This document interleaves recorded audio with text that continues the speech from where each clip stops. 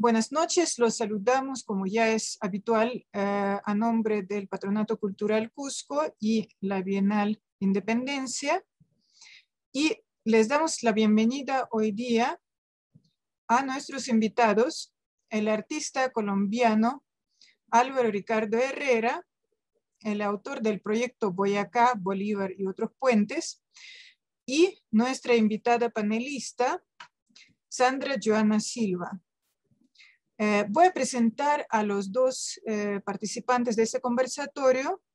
Álvaro Ricardo Herrera es artista multidisciplinar colombiano, docente e investigador con líneas de creación e investigación en arte urbano, estudios del performance e investigación artística. En el campo de la docencia combina la parte teórica e histórica con los procesos propios de las prácticas artísticas actuales, como la fotografía y las diversas técnicas del grabado. Su obra se encuentra en las colecciones de varias instituciones y está reseñada en diversos catálogos y publicaciones especializadas. Actualmente es docente de la licenciatura en Artes Visuales de la Universidad del Valle en Cali, Colombia. Sandra Joana Silva, nuestra panelista del día de hoy.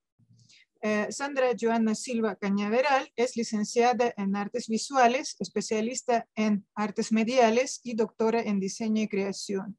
Actualmente se desempeña como profesora nombrada del Departamento de Artes Visuales y Estética de la Universidad del Valle, Santiago de Cali. Dirige el grupo de investigación Creación en Artes y Educación Artística de la misma universidad. Su formación en el campo de las artes visuales y el diseño, en interrelación con la investigación y la educación artística, se ve reflejada en sus proyectos expositivos y en las publicaciones académicas, entre las que cabe mencionar la investigación creación en el contexto de la formación doctoral en diseño y creación en Colombia del año 2016, la creación en lo sensible, un conocimiento que transforma, también del año 2016, y la investigación en arte en Colombia, cómo la aprendimos, la hacemos y la enseñamos, del año 2019. Estos son nuestros invitados, nuestros participantes del día de hoy. Como verán, los dos son artistas, artistas que ejercen el arte, también docentes que enseñan el arte, y también investigadores que reflexionan sobre el arte. Entonces, bueno, se va a armar seguramente una conversación muy interesante, y también tenemos con nosotros una lista de invitados, un buen número de participantes invitados, quienes también espero que a continuación participen en esta charla, en esta conversación. Y ahora, sin más extender mi discurso, le doy la palabra a Álvaro, quien es el principal participante de nuestra reunión hoy y el autor del proyecto Boyacá, Bolívar y otros puentes. Bienvenido, Álvaro, y esperamos escuchar tus comentarios. Bueno, un gran saludo para todas las personas que están acá. Muchas gracias, Vera. Muchas gracias al Patronato Cultural de Cusco, a Laura también y a todo el grupo de la Bienal Independencia, y por supuesto a Sandra por acompañar este evento. Bueno, yo quiero hacer una visita guiada, un tour por la plataforma donde está el proyecto. Voy a iniciarlo desde la página oficial de la Bienal, donde en una pestaña de proyectos artísticos van a encontrar una breve reseña, y allí mismo vamos a tener justamente el link que nos va a llevar directamente a la plataforma Kunstmatrix, que ha sido la que me ha acompañado durante este tiempo de pandemia, para poder articular algunas experiencias curatoriales y proyectos artísticos que pude resolver en casi ya 2 años. Boyacá, Bolívar y otros puentes, pues es el nombre del proyecto. Aquí tenemos 2 opciones para entrar: una visita guiada o un tour más libre. Entonces, si uno le da entrar al tour directo, nos va a llevar en primera instancia al texto curatorial. Uno podría detenerse allí, ya con más calma, uno podría detenerse y esperar, leer, tomar así un poquito de aire y entender un poco lo que le une estas obras. El tour nos va a llevar con un determinado tiempo por las distintas piezas de la exposición. Existe la posibilidad de detenerlo y volver entonces a la opción más libre, que sería esta. Entonces, lo primero que les quiero mostrar es justamente una panorámica del proyecto. Tenemos una opción también de verlo en pantalla amplia, full screen, en donde pues, ya podemos apreciar un poco más las condiciones de esta sala virtual y justamente con las que permitieron jugar un poco con el guión de la exposición. Como pueden ver, son piezas bidimensionales. Algunas tienen un poco la sensación de ser una especie de cajas, efectivamente, porque esta pieza, por ejemplo, en el mundo real, no en el mundo virtual, es una obra grande, es una caja de luz que mide aproximadamente lo que tenemos allí de proporción, que es 1,30 m por 80.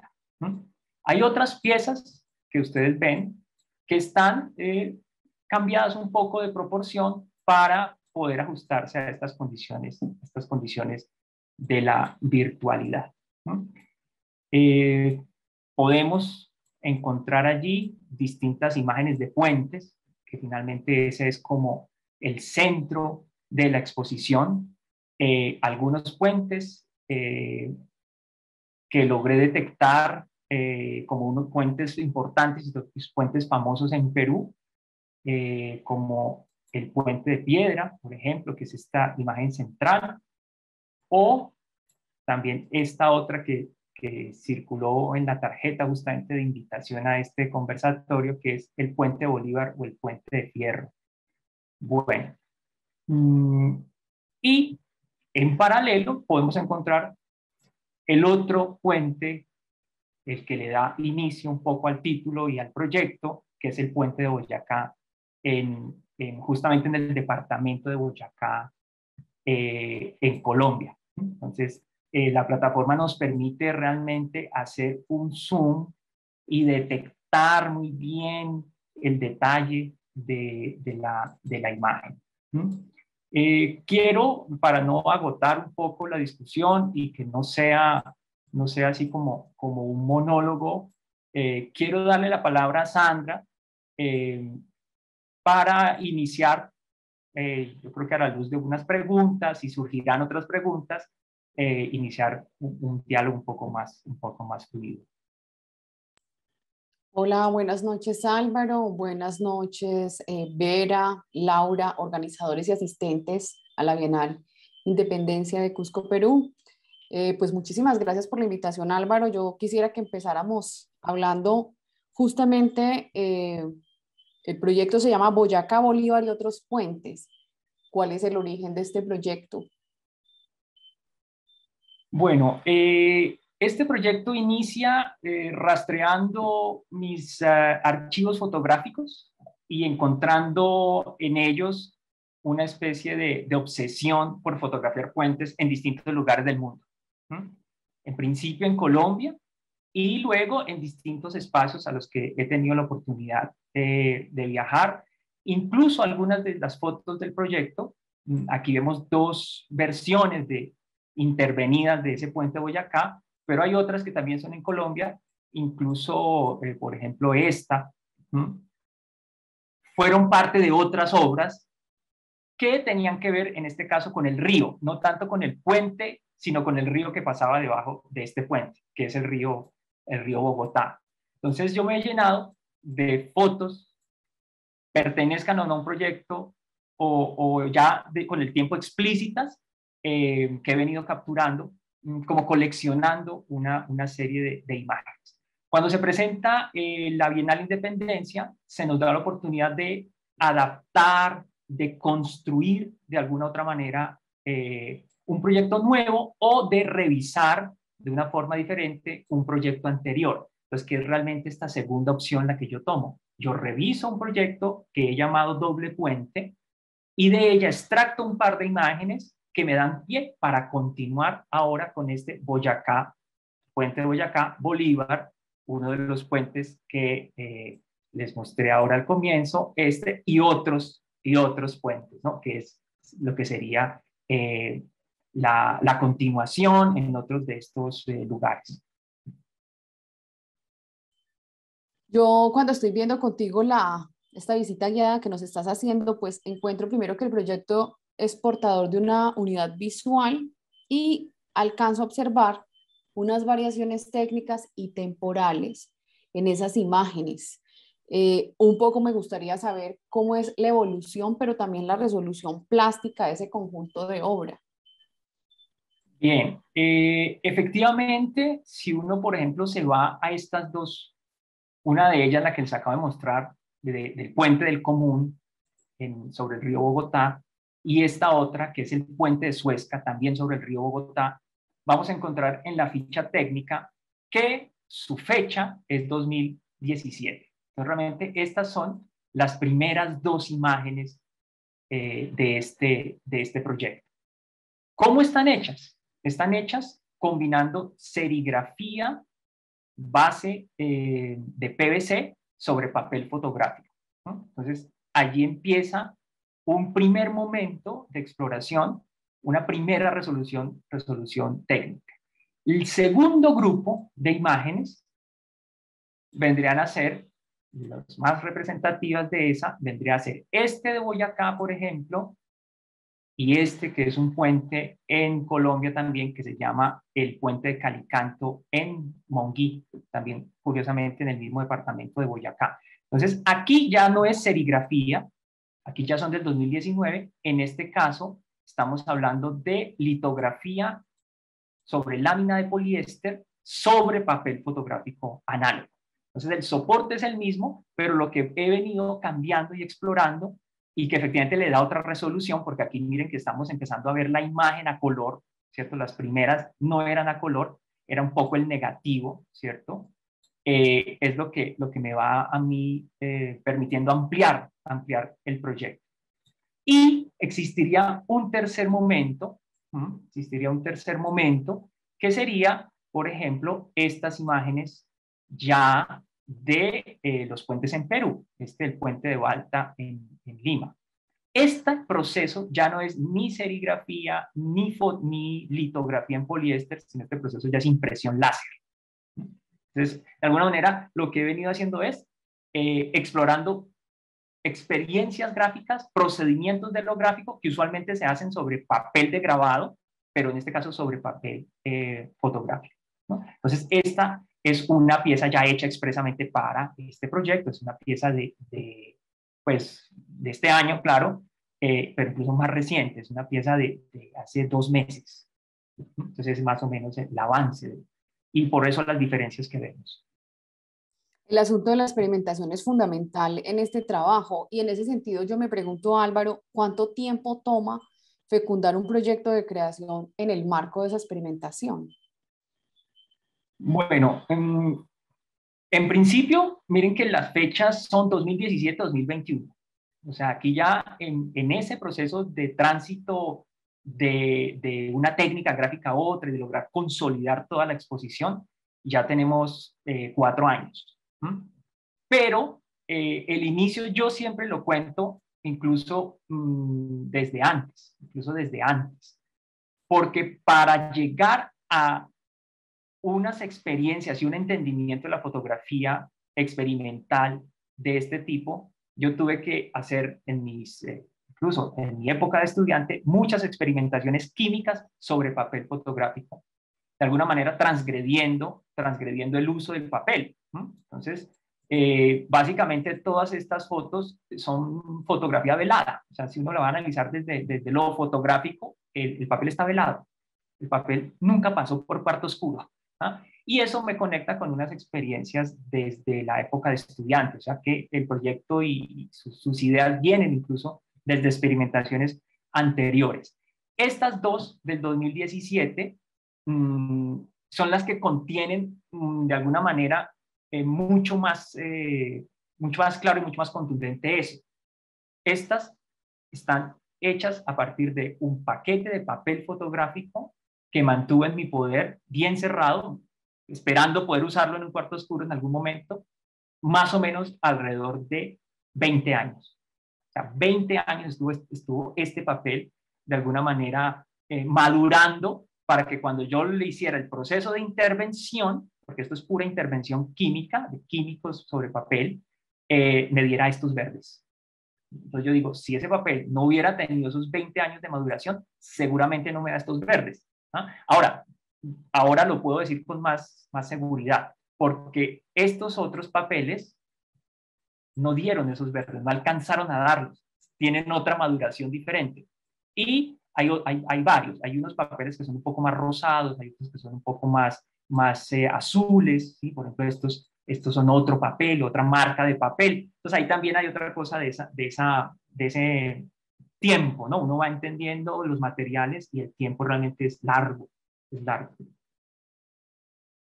Álvaro, ya dejando un poco atrás esta reflexión que hacemos, un poco por los materiales, por la resolución técnica, esta bienal lleva por título Independencia y se adscribe a la celebración de los bicentenarios de países como Perú y Colombia. ¿Cómo se relaciona este proyecto, Boyacá, Bolívar y otros puentes, con el concepto de la bienal? Bueno, el punto central para mí era hacer ese puente. Miren que el puente funciona como una metáfora perfecta. O sea, yo tenía que hacer un puente entre un proyecto que venía trabajando y la nueva oportunidad de conectar con el tema justamente de independencia y de los bicentenarios de esas independencias en los que vamos todos nuestros países hermanos latinoamericanos cumpliendo un poco como el calendario, ¿cierto? Entonces, en nuestro caso, el puente de Boyacá es uno de esos hitos históricos, esos hitos geográficos históricos dentro de nuestro proceso de independencia. ¿Sí? 7 de agosto de 1819, y ahí se conecta toda esta idea monumental del inicio de esa última jornada de gestas de la libertad, ¿cierto? Entonces, inmediatamente encontré esa conexión. Entonces dije, bueno, yo ya he rastreado esa idea de conmemoración de la independencia, no solo en esta obra, sino ya lo había hecho en otra donde usaba yo la misma imagen del puente de Boyacá. Esa pieza se llamó El pueblo guiando la libertad. Entonces yo ya tenía dentro de mis temas un poco esa cosa histórica, esa cosa de configuración de esa historia patria. Incluso en otros momentos me ha llamado mucho la atención. Entonces allí era justamente encontrar la conexión con Perú. ¿no? Y esa conexión me la da, en ese rastreo de puentes en Perú, me la da encontrarme con el puente Bolívar. Entonces ahí viene el segundo nombre y aparece entonces de nuevo esa idea de los puentes como unos espacios que conmemoran, que son monumentales y que de alguna forma están construyéndose en paralelo a la historia. ¿no? Entonces ahí es donde yo digo que ¿qué más sucedió en nuestros países en esos 200 años? ¿no? Pues empezaron otras experiencias constructivas, puentes de hierro, puentes más modernos, pero también hacia atrás encuentro otros puentes, incluso de la época de la colonia, o sea, anteriores al mismo proceso de las gestas de independencia. Y entre ellos, pues voy saltando, porque el famoso puente del Común, del que ya les he contado, que queda muy cerca a Bogotá, este es el río Bogotá, mucho antes de 1819, 1700, de allí, sirvió de escenario histórico para uno de los primeros referentes de movimientos contra la corona española, que sería el movimiento comunero.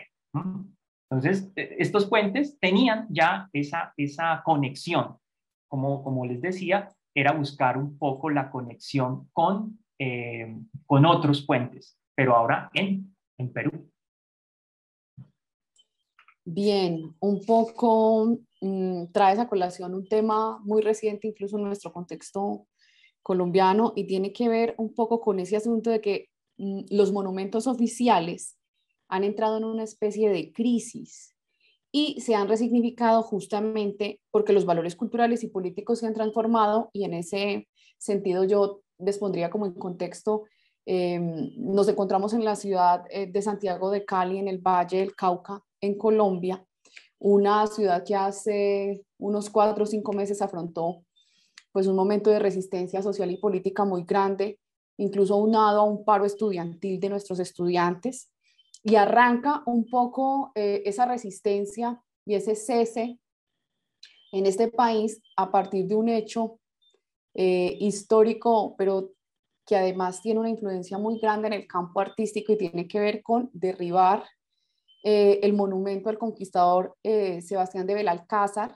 conquistador español, conquistador de estas tierras, además de tierras como el Cauca, y fueron derribados justamente por los indígenas Misak, quienes han ocupado ancestralmente estos territorios, y en parte eso tiene que ver justamente porque esos valores culturales, políticos han cambiado. Yo me pregunto, ¿cómo articula el arte con este fenómeno y cuál es su función hoy cuando justamente esos monumentos oficiales, entre ellos hablar precisamente de los puentes y de todos estos héroes, realmente qué papel juega el arte allí? Bueno, yo podría responder desde dos líneas. La primera, creo que el estar en este momento en una bienal como la Bienal Independencia ya es un compromiso desde el arte para reflexionar sobre estos procesos históricos. Es un compromiso para resignificar cosas, para volver a mirar esa historia, para actualizar esa historia, para confrontarla, también para criticarla, ¿por qué no? Entonces, esos son unos de los caminos que puede tomar el arte hoy en día, y seguramente en todos los proyectos que están en la Bienal vamos a poder encontrar distintos tonos, distintas maneras de proceder ante esa gran historia, ¿no? Que con todos sus ires y venires, sus pros y sus contras, pues fueron estos 200 años que nos formaron como naciones, ¿cierto? Por eso vuelvo y digo, con todos sus traspiés y sus proyectos fallidos, inconclusos. Bueno, de eso también se puede encargar el arte, ¿cierto? De ver cómo en esas historias hay unas vías que no se han contado y que no se han relatado del todo. Ahí yo entendería un poco esos gestos que tú comentas, Sandra, ¿cierto? Como haciendo un gesto, una acción real, una intervención real, como derrocar ese conquistador, se da pie a un pedestal vacío donde puede ser emplazado o no, quizás lo mejor es dejar el vacío, otra historia, ¿cierto? Entonces el gesto inaugura otras posibilidades, el gesto inaugura otras narraciones, y allí está el papel del arte. En mi caso, este proyecto no nos está mostrando de una manera de postal, a manera de souvenir turístico, ninguno de estos puentes, ¿ah? Pueden tener, incluso ahora que lo pienso, pueden tener el formato postal, ¿cierto? Algunas de estas son fotos realmente muy manuales, ¿no? Y tendrían como formato postal, otras son más grandes, pero el trabajo sobre la imagen,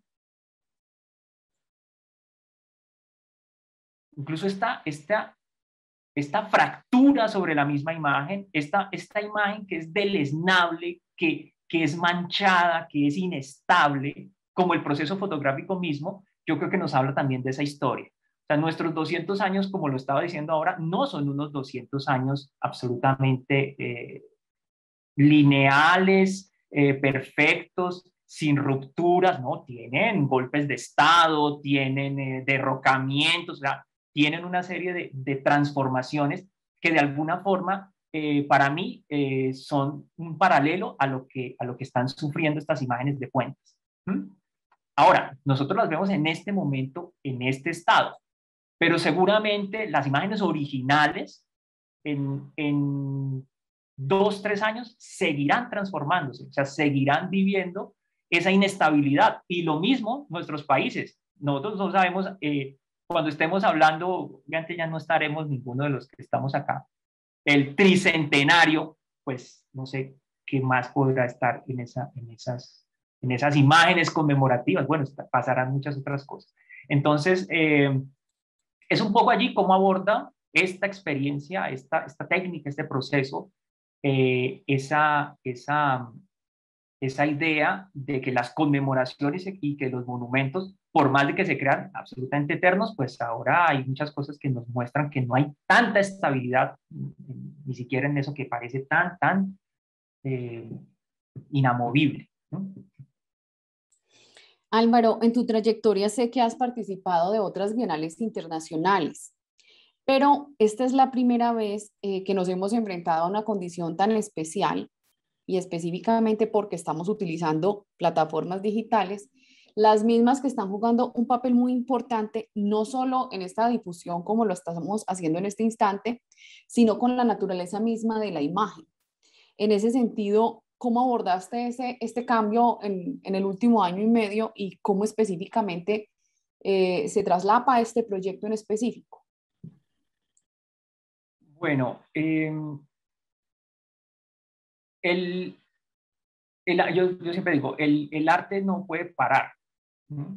El arte no puede entrar en un confinamiento, las ideas no pueden confinarse por más de que los cuerpos estén confinados. Entonces, bajo esa premisa, no dejé de hacer arte, no dejé de darle continuidad a algunas ideas que ya venían, como esta de los puentes. Como les conté, venía configurándose de alguna forma, 2017, 2019, se había hecho una primera versión, y para esta versión presencial, pues ya viene 2020, para esta versión entonces surge justamente la invitación de esta convocatoria, que se llamaba el Arca Digital. Entonces dije, bueno, es el momento de recuperar un poco ese aprendizaje en plataformas y proyectos digitales para configurar ahora el proyecto con las imágenes del Perú. En ese proceso, ese aprendizaje que digo de plataformas digitales, pues me encontré con esta, Kunstmatrix, hay otras más, ArtSpace, People Art Factory, y seguramente pues, hay muchas otras que sirvieron para mantener la difusión de esos proyectos, y de ser una alternativa a exposiciones que iban a ser presenciales y que dejaron de serlo. De hecho, en el 2020 así se tuvo que asumir, ¿cierto? Se cerraron unas oportunidades que iban a ser presenciales, pero se les dio el giro con estas plataformas. Ahora hemos aprendido tanto y yo, vamos, que aprendí a moverme en estas plataformas de tal manera que yo ya sé que hay exposiciones que son virtuales y que nunca van a ser reales, ¿no? Nunca van a ser reales. Entonces creo que ese es un gran aprendizaje, un gran, en medio de todo lo duro, pues es algo que va a quedar bueno de estos bagajes de la pandemia, del confinamiento. Entonces yo creo que ahora uno puede estar alternando, ¿sí? Y fácilmente puede estar mostrándose un proyecto, alojándose en una web, mostrándose en una plataforma como esta, y paralelamente otro con las obras en vivo, ¿ah? También otra cosa que uno va aprendiendo es que estas plataformas, por supuesto, pues tienen una difusión soñada, o sea, maravillosa. O sea, el día de la inauguración, si fuera una exposición real, pues bueno, estaríamos muy contentos si vienen 20 personas. O sea, incluso, pues tú sabes que hay exposiciones a las que van 5. ¿Ah? Tremendo, después de tanto esfuerzo van 5. Y durante el mes que dura la exposición van otros 15.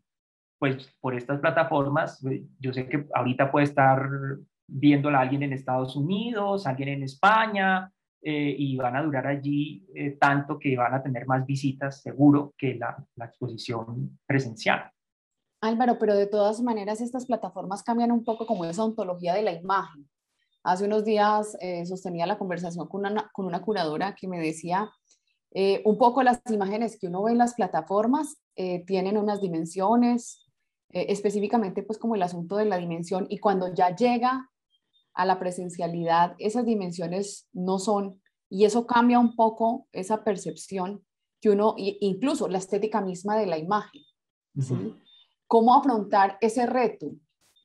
Bueno, sí, efectivamente, lo primero que uno tiende a hacer en estas plataformas es mostrar las obras intentando simular la escala con el espacio que te da en los muros, ¿cierto? Pero si nosotros vemos, pues estos muros son como de 5 o 6 metros.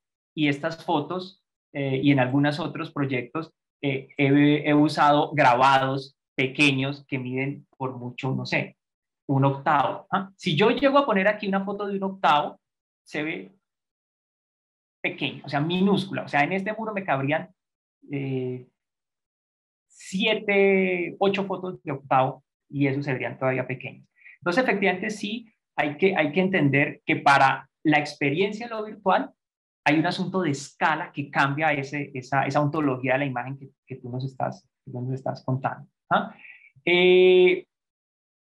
Eso, de alguna manera, también se compensa, digo yo, se compensa, es que si yo me acerco a esta imagen, ahí, pues un poquito más cerca, aquí, estaría teniendo la dimensión real. O sea, ahí está, mi pantalla aquí está teniendo la dimensión real de la imagen. Entonces, puedo hacer un muy buen barrido del detalle, ¿ah? Y me acercaré un poco a la experiencia de la foto real. Ahora, ya cuando me salgo y empieza a entrar todo un contexto, ya yo pienso que ahí empieza a funcionar mucho el asunto de pensar la exposición como una gran instalación, ¿cierto? Entonces, ahí ya empieza, estas fotos ya se empiezan a volver, en su versión virtual, se empiezan a volver casi que objetos, ¿cierto? Como unas cajas grandes que empiezan a hacer, a funcionar como una instalación, ¿cierto? A pensar el espacio de una manera diferente. Si yo las hubiera puesto pequeñas, de la dimensión que son, por ejemplo, esta de aquí, esta es una foto postal, ahí se está viendo más o menos al tamaño real de la foto. Pero puesta al tamaño real, aquí, arrastrada al muro virtual, sería muy pequeña, o sea, sería muy, muy pequeña. Entonces se vería de nuevo como o sea, la dimensión del espacio le empieza a ganar, pierde realmente, pierde visibilidad, pierde visibilidad. O sea, aquí ya son muy grandes, muy objetuales, adquieren un peso visual al ampliarse la escala, ¿no? Al ampliarse la escala. Y una pregunta ya como para cerrar, Álvaro, y en parte porque se mencionaba al principio en la presentación, y es que justamente tú eres un profesor también y un investigador, o sea, estás de alguna manera implicado en esa construcción de la enseñanza-aprendizaje de las artes visuales en el contexto universitario. Y un poco la pregunta es, ¿cómo revierte este ejercicio de creación un poco en ese ejercicio de la docencia y de la investigación misma? ¿Qué tienes para decirles a los estudiantes respecto a lo que ha significado este recorrido, donde llegar a la Bienal ha implicado justamente un proceso muy largo que se ha decantado en ese trasegar por el circuito artístico, ¿sí?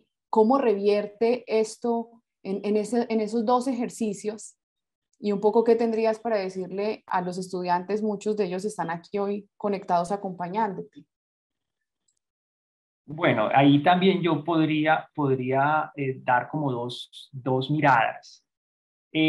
Como mencioné un poco en una de las preguntas sobre la experimentación, realmente si uno va a conectar la genealogía así hasta el último padre y madre de este proyecto, tendría que llegar al taller de fotografía de mi universidad cuando yo era estudiante de tercero o cuarto semestre y vi por primera vez fotografía. En ese momento fotografía era una sola, eso no existía la fotografía digital, era fotografía análoga de rollo y papel fotográfico.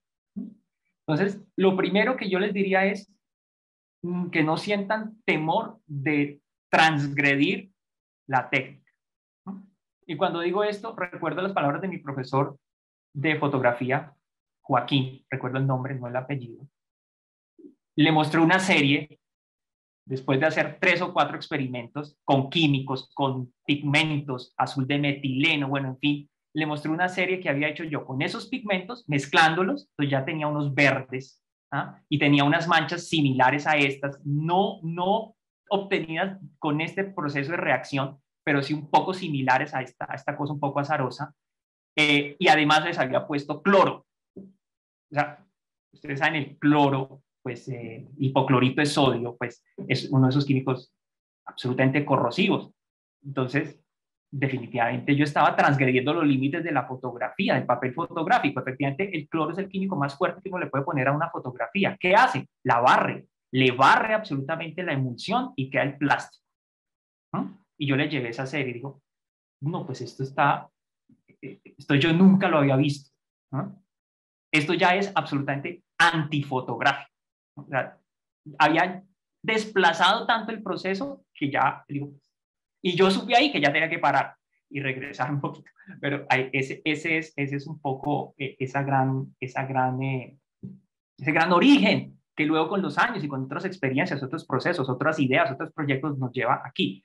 Es que en ese momento estudiante yo no tuve miedo a echarle cloro y otras cuantas cosas.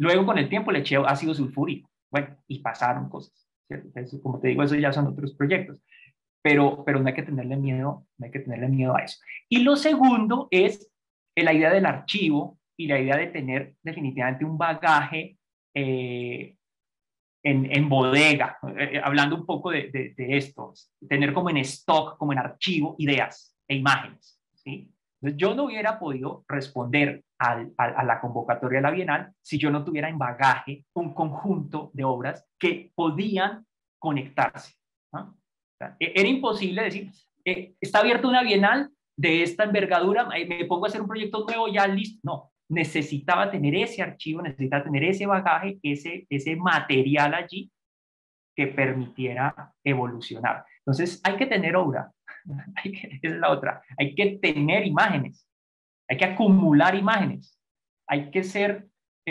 yo lo era, ahora no sé tanto, no, pero hay que ser obsesivo capturando imágenes. Entonces yo era obsesivo, yo no me iba de vacaciones, yo iba siempre de trabajo, yo siempre andaba con una cámara, ya cuando las cámaras digitales, pues eso sí era mejor todavía, yo andaba todo el tiempo con esa cámara y tomaba fotos, 100, 200, 300, 1000, 2000. De las 2000, cuando empecé a hacer este proyecto de puentes, había dos, puede que de esas 2000 tenía 2 puentes. Listo, esas 2 son suficientes. Esas 2 son las que yo necesito. Pero si yo no tomo 2000 fotos, pues seguramente no tengo nada. O sea, no tengo que hacer, no va para ningún lado, ¿cierto? Sería un chispazo azaroso que solo haya tomado 10 fotos y que esas 10 me sirva una. Tendría que ser, no sé. Entonces, esa es como la otra gran reflexión. Hay que tener material de imágenes propias y también saber usar los medios que están allí, las imágenes de este mundo amplio de las imágenes para conectar nuevas ideas. Muy bien, Álvaro, muchas gracias por este diálogo. Yo creo que podemos dejar un espacio para que las personas que nos acompañan hoy también como invitados en esta sala, pues también se aventuren a conversar con vos. Claro que sí, claro que sí. Por aquí, Diana. Siéntate libre de preguntar. Bueno, lo que quería preguntar, que pues ahorita también estaba respondiendo algo similar a eso, y es como la paleta cromática que utiliza como para hilar la exposición, porque veo pues como que las piezas pues como que se van guiando entre ellas, hay unos colores que se ven muy como familiares en varias de las piezas, entonces no sé si fue pues como intencional o en medio como de esa experimentación fueron surgiendo como estas combinaciones, estos matices, porque veo que pues hay como una línea que se repite en varias de las piezas. Perfecto. Es una pregunta que creo que no la abordé, por eso está muy válida, muy importante. la que haces, y es porque tiene que ver con el asunto del pigmento, de la pintura, del color, ¿no? Efectivamente, yo muchas de estas imágenes las analizo y las entiendo como pintura, ¿cierto? Como pintura. O sea, están también en un híbrido. Ellas mismas son como un limbo, ¿ah? Entre fotografía, entre grabado y entre pintura. Y ahí también me interesa mucho como que la foto misma, la obra misma es un puente entre esas tres, ¿cierto? Entonces, cuando tú hablas del color, por ejemplo, en estas tres, ¿cierto? Y esta otra que está aquí. Efectivamente, estas dos están procesadas el mismo día, ¿cierto? Entonces, por eso, el lapso de tiempo y su posterior transformación va sucediendo en paralelo.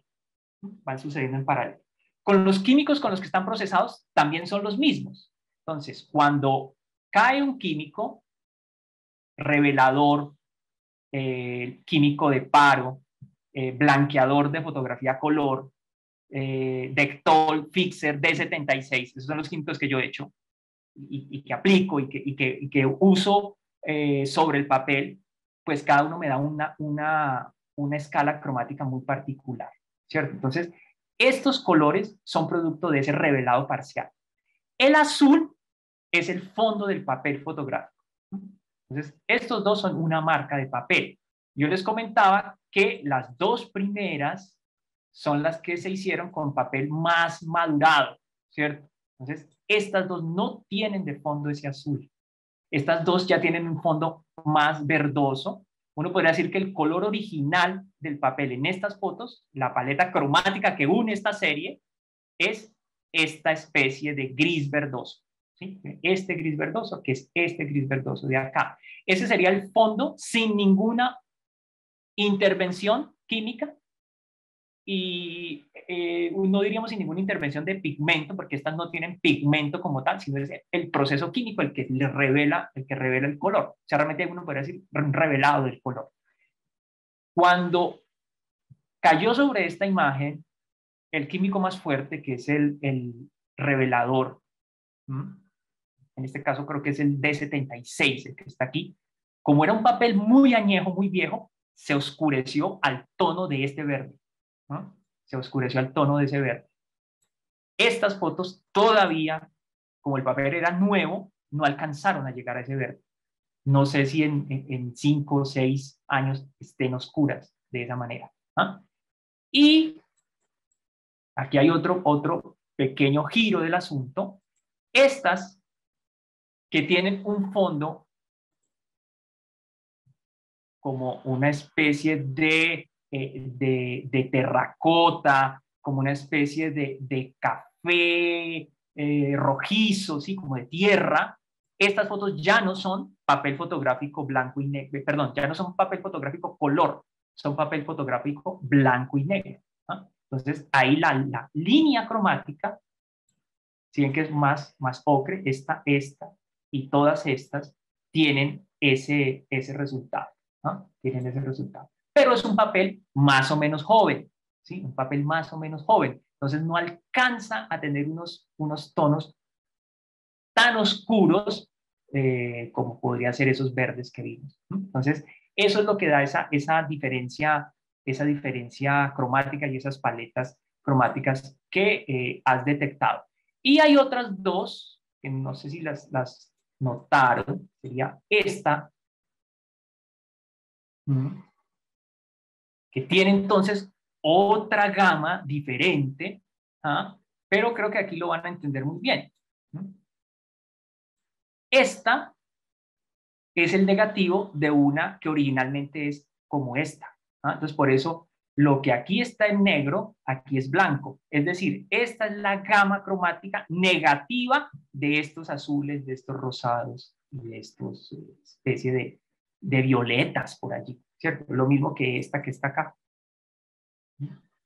Este puente es una versión en negativo, que de hecho es otra experimento y otra de esos avances en el proyecto, y es bueno, cómo esa imagen que es única, ¿no? porque todas estas son únicas, por eso se acercan más a la pintura que a la fotografía, y se acercan más a la pintura que al grabado, porque el grabado tiende a ser múltiple, ¿cierto? Entonces, estas son únicas, estas piezas, como les digo, existen en físico y son únicas. Yo no puedo reproducir esta pieza. ¿Cuál sería la manera de intentar reproducirla? Un poco es esto, pasarlas a lo digital y luego reimprimirlas, ¿no? Las que son digitales y no tienen original equivalente, son estas. Son las que están ya transformadas en el computador y pasadas al negativo. Entonces, esta vive en el mundo digital, hablando un poco de esas ontologías de las imágenes. Esta vive en el mundo digital, así como esta vive en el mundo digital. No existe en papel. Esta sí existe. Este es un objeto. Esa sería un poco la respuesta. Efectivamente, hay en los mismos tiempos de esos devenires, 2017 a 2021, una marca de papel, la conseguí, se agotó, luego la busqué, me llegó otra marca de papel y así he pasado como por 4 marcas distintas de papel que me dan esos fondos diferentes. Y no me preocupa que no encuentre el mismo. Al contrario, si aparece un papel nuevo, pues exploremos a ver qué gama cromática va a resultar de ese manejo y de esa combinación de esos tipos. Bien, no sé si alguien tenga otra pregunta o quiera comentar algo. Profe, a mí me pareció muy interesante el hecho de que usted como que vea el potencial en imágenes, ¿no? Pues usted nos decía que siempre está como a la casa de, o sea, está pretendiendo adquirir imágenes, ¿cierto? Pero mi duda es, ¿usted a todas las imágenes les ve algún potencial o simplemente como que determina, pasando cierto tiempo dice, voy a hacer algo con esto y se pone a experimentar o cómo es ese proceso de selección de las imágenes y de los procesos con los que quiere experimentar? Bueno, Jimena, sí, no se trata de estar, por ejemplo, como yo decía, con la cámara al hombro y estar tomando fotos desesperadamente, ¿cierto? O sea, el primer hecho fotográfico es el ojo antes que la cámara, ¿cierto? O sea, uno ve una imagen y luego la encuadra con el visor y ahí sí decide hacer clic. O sea, de alguna manera uno primero piensa, esto es lo que yo quiero capturar, ¿cierto? Bien. En principio sí hay una serie de imágenes que, como estoy motivado por conocer un nuevo lugar, ¿cierto? En el caso de muchos de estos puentes es porque viajé a esos sitios, y hay otros proyectos que se han hecho a partir de viajes. Hay una primera motivación y es cuáles son esos sitios importantes, ¿no? Entonces, por ejemplo, no sé, un monumento, un lugar histórico, en fin. Entonces, esos son los primeros que tacho en mi lista. Pero en ese estar recorriendo y conociendo el lugar, siempre estoy atento a esas particularidades que no son tan de la historia oficial, ¿no? Entonces me interesa mucho, por ejemplo, distintos vestigios del accionar humano en una ciudad, ¿sí? Entonces de pronto me encuentro en una ciudad donde está, cada vez que doy un paso, paso una cuadra, me encuentro tirada una bolsa de agua, y voy a otra cuadra y me encuentro 10 bolsas de agua, y voy a otro lugar y me encuentro otras 20 bolsas de agua. Ahí en ese momento eso ya detona en mí la posibilidad de construir un conjunto de imágenes que pueden ser susceptibles de convertirse en una pieza fotográfica, ¿cierto? En una serie fotográfica. Y entonces, ¿qué tengo que hacer? Pues devolverme y ahí tomarle a las 10 bolsas de agua que dejé pasar. Pero de ahí para adelante ya no dejo de ver más. O sea, ya solo veo bolsas de agua en el piso, o solo veo alcantarillas en el piso, o solo veo cometas enredadas en los cables de luz. O sea, ya me vuelvo un foco, o sea, me focalizo y empiezo a construir ese conjunto. Entonces, algunas de las obras en ese capturar imágenes son así, absolutamente focalizadas, pero previamente hay como un dejarse capturar por la ciudad sus sitios más representativos y empezar a buscar allí esos sitios, incluso yo diría, no tan fotográficos, no tan fotogénicos del lugar, ¿cierto? Y bueno, por eso es que algunas obras son como medio vestigios, medio basuras urbanas dentro de esa lista que les he contado. ¿Ah? Entonces, hay un proceso de selección, no es absolutamente azaroso. Y en la medida en que rápidamente se sabe qué es lo que se quiere tomar, se disfruta más. O sea, ya cuando llega uno a ese proceso de la obsesión, ya uno va. Ahora, a veces hay obsesiones que no son tan claras. Y en ese caso aparece esta de los puentes. ¿Sí? O sea, me gustan y las he tomado. Solo que en un momento me di cuenta que tenía una cantidad de fotos de puentes. Muchos. ¿Ah? Ya ahora en adelante, sí lo que hago es, si me encuentro otro puente interesante, ahora sí le tomo fotos. Pero seguramente ya, o sea, era por el solo gusto, no porque la vaya a volver a usar más adelante, ¿cierto? Digamos que aquí el proyecto ya se consolidó muy bien y no creo que yo siga procesando más y más y más fotos. Ese sería un poco la respuesta. Y tengo pues entonces muchos conjuntos y muchas ideas ya organizaditas. ¿Sí? Esto podría ser una obra, estas 10 fotos podrían ser una y las dejo ahí un rato y se procesan y con el tiempo digo, no, a estas 10 entonces se le puede unir otra y mejor las pongo a dialogar con un tema, por ejemplo, en este caso, se conecta con esa posibilidad de pensar desde los puentes en los bicentenarios. Eso yo no lo había pensado cuando tomé la foto del puente de Boyacá, ¿no? O la foto del puente de Suezca. Estaba en otras ideas, en otros proyectos, pero aquí sí se logran reunir desde ese sentido. ¿No? Ahora sí, Ángela, pena, nos faltamos. Hola, profe, buenas noches. Hola. Me surgió una pregunta viendo como un poquito la exposición y sobre todo cuando menciona la palabra transgredir. Entonces la pregunta sería como, ¿considera las creaciones de esta exposición como una gráfica que experimenta y de alguna forma pues transgrede los materiales? ¿O más bien se podría hablar de una gráfica expandida?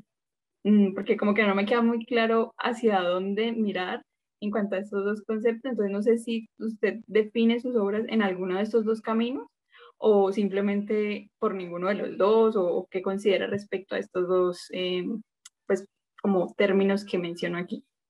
Vale, muy bien. Están muy cercanos, o sea, de hecho sí están muy cercanos. El origen es transgredir el soporte fotográfico. O sea, ese fue el origen.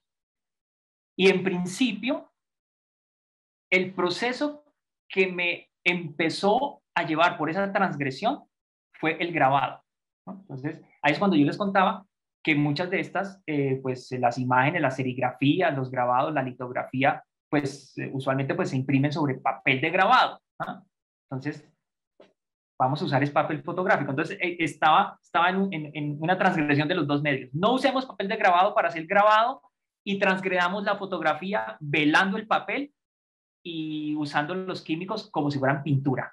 Entonces, ahí para esta pieza en particular, yo pienso mucho es en transgredir las técnicas, ¿sí? En transgredir un poco la técnica. Quizás cuando ya uno puede hablar de gráfica expandida, podría uno pensar que algunas de estas empiecen a dejarlo bidimensional, empiecen a llenarse de otras cosas y ya incluso se liberan de estar enmarcadas, porque si tú ves, estas siguen siendo enmarcadas, pero siguen manteniendo esa convención. Entonces, si yo pensara una transformación de esta exposición más hacia la idea de gráfica expandida, podría haber, no sé, puesto en todo el piso una gran imagen acá en este muro, ¿sí? Una cosa ya un paso más allá hacia la instalación. Pues ahí estaría yo expandiendo la bidimensionalidad de la gráfica hacia otros medios. O, por ejemplo, si eso está ahí en el aire, por ejemplo, si a mí me interesara más el proceso que sucede cuando yo le pongo los químicos a estas fotos y cómo esto se va cambiando de color, por ejemplo, hacerle un time lapse y cómo lo que era blanco luego se volvió crema y luego se volvió ocre y luego se volvió negro, yo estaría empezando a pensar, por ejemplo, en una especie de videoarte, ¿cierto? Entonces, como la gráfica puede llevarme a una especie de videoarte gráfico. Ahí estaría expandiendo la técnica. O si yo estuviera grabándome mientras le lanzo químicos, así a los Jackson Pollock, estaría entonces una especie de performance, ¿cierto? ¿No? Pero ahí sería no tanto gráfica, sino sería más como pintura y performance. Entonces estaría expandiendo la pintura, que de hecho, pues ahora que hablé de Pollock, de hecho, pues un poco así fue que surgieron los happenings y estas primeras experiencias en Estados Unidos en torno al performance, es expandiendo la pintura. Pero ya cuando se expandió tanto la pintura, pues ya dejó de ser pintura y empezó a ser lo que hoy llamamos performance. Y ahí por ahí diría yo, están cerca, pero sí tienen esa pequeña particularidad. Bueno, ¿alguien tiene otra pregunta, otro comentario? Profesor, buenas noches. Tú has dicho como varias cosas interesantes, como una de las primeras es que tú no, como que no hay una técnica específica en la que tú puedas catalogar tu trabajo, ¿cierto? Porque es 100% experimental y está como entre lo que puede ser fotografía, pintura o grabado. Pero me gustaría saber también como en el momento en el que tú estás en esta experimentación, ¿tú cómo te percibes a ti mismo como artista? Como si tú fueras un fotógrafo, como si tú fueras un, no sé, un grabador o como si tú fueras un pintor, porque me parece muy, muy como alucinante, o por lo menos yo me lo imagino, es como tú tienes todos estos químicos, ¿cierto? Que tú ya sabes que dan ciertas tonos o gamas de colores. Entonces también no sé tú cómo juegas con eso, si tal vez como tú ya tienes de una u otra forma este conocimiento de no sé, este químico me puede dar un azul, este químico me puede dar un amarillo, es como tú te imaginas estos colores o estas gamas, pese a que tal vez los resultados van a ser únicos porque son irrepetibles, pero tal vez tú como que no sé, quisiera saber cómo, porque un pintor tal vez puede decir, quiero que el cielo sea azul o quiero que el cielo sea amarillo, pero no sé cómo tú te proyectas como frente a tu trabajo en ese sentido. Sí, está muy bien como esa reflexión sobre los roles, ¿sí? Sobre esa, como lo dices tú, esa proyección desde el trabajo. Se cruzan los tres roles. El primer rol fue el fotógrafo, el que capturó este puente, ¿sí? Estuvo parado aquí y capturó este puente. El segundo rol ya es el del grabador, el que llevó esa foto a un positivo fotográfico, el que insoló una pantalla de serigrafía, hizo proceso de serigrafía, o sea, estaba dentro del campo de las artes gráficas. Pero efectivamente el último es el del pintor. ¿Ah? Esta serie tiene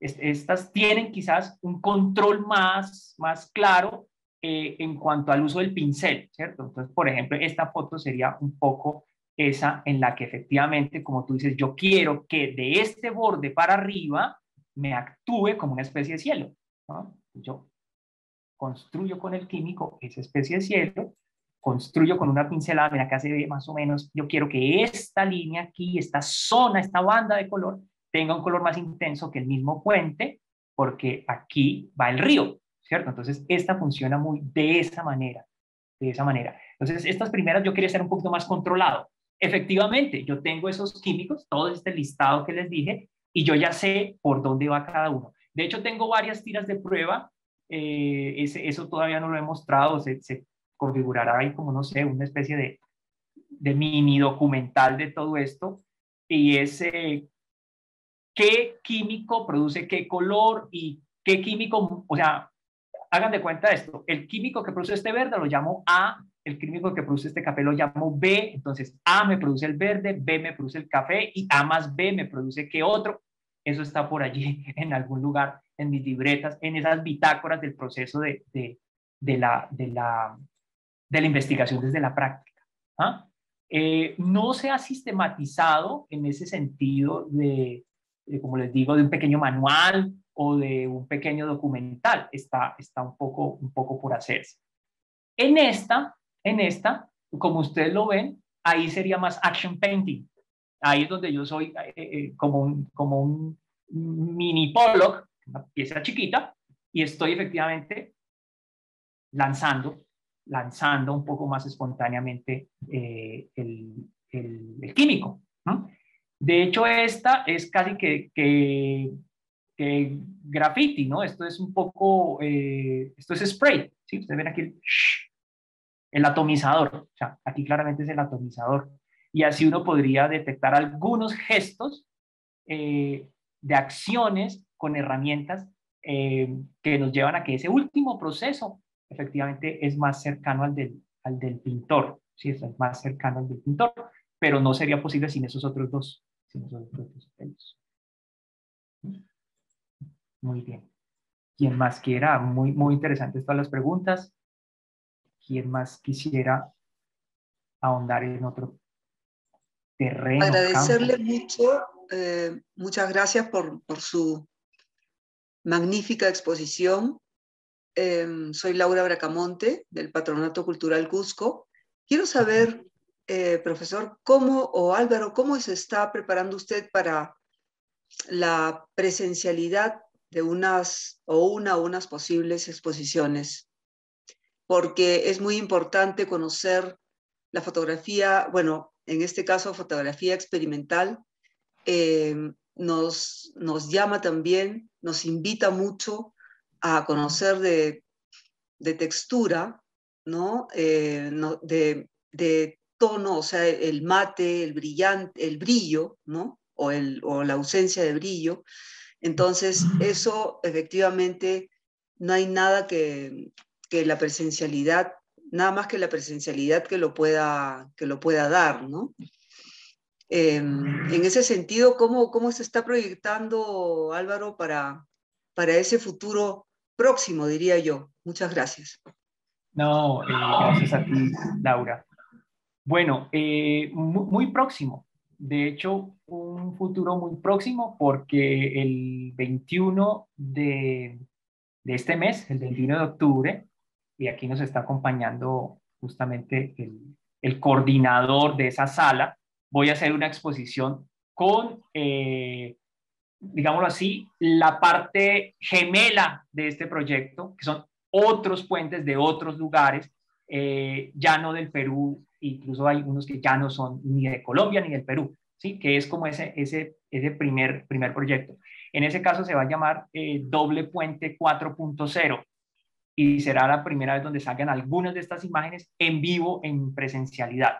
Por ejemplo, una de las que sí están ahorita en la muestra que acabamos de ver virtual es la foto que les decía que era una caja grande, ¿sí? La segunda del puente de Boyacá, que era una caja grande que medía 1,30 m por 80 m. Esa es una caja de luz. Esa es otra experiencia, efectivamente, Laura, que no la podemos ver aquí en la plataforma virtual, ¿no? Entonces, esa es una pantalla, ella misma proyecta luz. Tú hablabas de lo mate, de lo brillante. Esta es luminosa, 100%. Esa será una de las piezas que van a estar allí por primera vez en primicia aquí en Cali, en una sala que coordina justamente Juan Camilo, en la sala Titina y Borondo. Otras piezas, hay un acabado que a mí me gusta mucho y que también lo he explorado, es el acabado con una resina protectora. Entonces muchas de las piezas en vivo tienen un brillo, parecen vidrio, ¿sí? Parecen vidrio, ¿ah? Pues ahí se vuelven muy contundentes. Y va a haber otras piezas muy grandes, que como les digo son otras que no están en esta exposición, pero son incluso más grandes. Son piezas de 1,20 por 1 metro, por 1 metro. Entonces, varias de estas, por ejemplo, las de Perú, viven para esta exposición. Y algunas solas, esa del puente que les digo, va a vivir para esta y para la presencial. Entonces, ahí he tenido que decidir un poco cuál funciona mejor aquí, cuál funciona mejor allá. Y en ese proceso como de autocuraduría del proyecto, ir escogiendo, ir decidiendo cuáles están en un lado y cuáles están en otro, ¿no? Pero sí, ya es en el 21. ¿Ah? les pasaré la invitación, el link, y pues los que están por aquí pues podrán ir, porque de esa exposición también tengo la versión virtual, que es la versión 3.0. O sea, miren cómo está eso que les decía en un momento, es estar combinando y cruzando esas dos experiencias, esas dos expectativas, ¿no? Lo virtual y lo real, ¿no? Y bueno, obviamente hay otras piezas que son difíciles de mostrar en la virtualidad y que obviamente pues necesitan la presencialidad, que son las piezas más tridimensionales, ¿cierto? Entonces, por eso estas son muy de bidimensión. Entonces, las siguientes exposiciones, pues que tengan piezas tridimensionales, y pues eso sí es muy complejo. Se puede, en esta plataforma Kunstmatrix existe como, no sé, renderizar, y bueno, ya los que programan un poco más podrán renderizar una escultura, en fin, y se puede mostrar allí como si tuviéramos un pedestal. Pero bueno, eso ya es más complejo. Bueno. Si no hay más comentarios o preguntas, me permiten un par de comentarios cortos. Aquí estaba tomando apuntes porque se nota mucho que el artista también es docente, y creo que su capacidad de expresarse, sintetizar y dar explicaciones es también propia de un profesor. Y bueno, muchísimas gracias por eso, porque además de un conversatorio, como me acaba de escribir Laura en un mensaje, es prácticamente una clase maestra, ¿no?, de técnicas experimentales de fotografía. Así que muchísimas gracias. Yo pienso que a muchas personas, a muchos oyentes interesados en experimentación en el campo de la fotografía les va a ser muy útil en el sentido práctico, porque por ejemplo la experimentación con diferentes químicos, a muchos ni se les ocurre usar estos materiales para intervenir fotografía. Otro punto corto que me gustaría mencionar respecto a la independencia. Sabemos que la independencia del Perú se celebra el 28 de julio, pero hoy en realidad es otra fecha simbólica para la historia de las Américas, ¿no? Es el supuesto descubrimiento de las Américas, que la celebración de esta fecha ya ha sido desvirtuada hace mucho tiempo. Siempre se pregunta quién ha descubierto, si la misma palabra descubrimiento es válida, y en fin, como celebración ya no es definitivamente viable. Pero para recordar esta fecha, yo pienso que hay todos los motivos, sobre todo hablando sobre la independencia nacional de un país o de América Latina en general. Entonces quería poner un poco este acento porque me parece una fecha realmente importante. Tengo una pequeña serie de comentarios que iba anotando. Otro comentario que también me parece curioso: estaba sacando la cuenta de los proyectos de la Bienal presentados hasta ahora, sin contar los que están en nuestro programa para el futuro. Hay 5 proyectos fotográficos, incluido este, que o bien están basados en la fotografía o bien incluyen fotografía como elemento fundamental.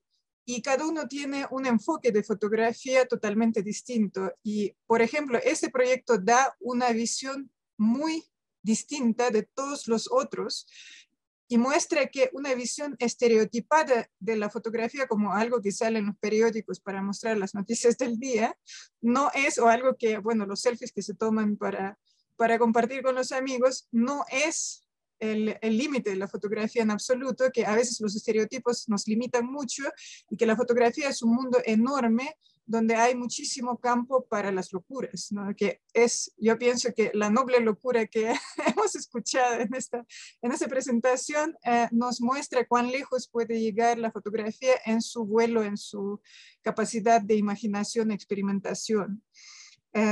Otra pequeña nota es sobre el formato virtual. En nuestras bases de la convocatoria larga digital estaba mencionado que admitimos proyectos en plataformas de exposición virtuales, pero que no es nuestro formato preferido. En realidad, nuestro formato preferido ha sido el video, y hay muchos videos hechos a base de obras estáticas como las fotografías o pinturas, pero no cerramos la puerta a las exposiciones en salas virtuales. ¿Y por qué la limitación? ¿Por qué este pequeño como disgusto con las galerías virtuales? porque las primeras experiencias que empezaron a aparecer cuando empezó la pandemia y cerraron las salas y cerraron los museos y empezaron a proliferar diferentes plataformas de exposiciones virtuales, las primeras experiencias con las que nos estábamos topando a veces no eran muy afortunadas. Entrabas en una plataforma y se trababa el desplazamiento, o te ibas contra la pared, te pegabas a la pared blanca con la cara y no había forma de salir de ahí, te quedabas ahí cara contra la pared. Y yo empecé a entrar porque empezaron a difundir muchos de esos proyectos virtuales y se antojaba uno porque había exposiciones en todo el mundo que se podía ver, pero no todas ellas eran igualmente bien planteadas desde el punto de vista técnico. Yo empecé a experimentar, en tratar de entrar en esas exposiciones y me topé con la mayoría en realidad de esos ejemplos no tan afortunados y empecé a preguntar a otros colegas si a ellos les pasaba lo mismo y me dijeron sí. Entonces, bueno, al final lo conversamos y decidimos que sí se podía aceptar plataformas virtuales de salas de exposición virtuales, pero que tenía que funcionar bien, que tenían que ser buenas plataformas. Y de verdad para mí ha sido una experiencia muy grata ver esta exposición porque era todo lo contrario a estos primeros ejemplos fallidos, digamos, de esas salas técnicamente imperfectas. En este caso, la sala funciona muy bien. Yo invito a todos los que todavía no han visto la exposición realmente a recorrer, porque además, como una experiencia lúdica para desplazarse entre un espacio 3D y hacer este contacto con las obras en formato digital, es muy interesante. Y cuando funciona bien, realmente funciona bien. Entonces, felicitaciones por usar esta plataforma. Creo que en el futuro tenemos otro proyecto en la Bienal que también se piensa presentar a través de esta misma plataforma Kunstmatrix, que me parece que es una de las mejores. Así que muchísimas gracias por la elección de este medio. Y el último comentario que quería hacer es sobre uno de los últimos comentarios de Álvaro sobre la fotografía pasada a videoarte y sobre el proceso al mismo tiempo. Es muy interesante ver cómo en los últimos años, con las nuevas tecnologías y también con la pandemia, surgió el interés al proceso artístico y los artistas hacen eso de mucho antes del inicio de la pandemia, el registro de su proceso, a veces en stop motion, en time-lapse, en filmación directa del proceso de trabajo. Yo, bueno, tuve la oportunidad de observar varios de esos registros de cerca y son siempre muy interesantes y se me ocurre también qué maravilla se puede hacer a partir de esta fotografía experimental, registrando el proceso y diferentes fases de la interacción con esos químicos y con el papel y cómo se va transformando la parte material de la obra. Eso sería genial verlo algún día registrado y también puesto en un formato virtual de videoarte, porque eso podría ser un videoarte. Estos son los comentarios que quería hacer y bueno, me fascinó esta charla, me parece que ha sido muy nutrida y que puede dar mucha información a mucha gente interesada en los procesos experimentales en el arte y en la fotografía. Muchas gracias Álvaro, muchas gracias Sandra. Muchas gracias Vera, muy interesantes y por supuesto pertinentes todas tus observaciones. Muchas gracias por esas conexiones con toda la Bienal, que invita a que otros también las hagan, las busquen y las exploren. Muchas gracias. Muchas gracias a todos los asistentes. Muchas gracias, Sandra, también. A ti muchas gracias y a Vera, muchas gracias por permitirnos este espacio de conversación. Bueno, de nuevo quisiera repetir que el proyecto de Álvaro, igual que los otros proyectos de la Bienal, está disponible a través de nuestra página web bienaldecusco.art. Y que tenemos en nuestro programa otros proyectos artísticos, otros conversatorios, siguen nuestros avisos y Álvaro, nuevamente bienvenido al Cusco en modo virtual. Y esperamos que un día vas a poder volver al Perú en modo presencial y te vamos a conocer en vivo, porque la presencialidad, como acertadamente dijo Laura, está volviendo y hay que proyectarnos a eso. Muchísimas gracias. Claro que sí. Nos veremos en Cusco, por supuesto. Por supuesto. Vale. Chao. Hasta luego. Chao. Chao. Chao. Hasta pronto, gracias. Hasta pronto.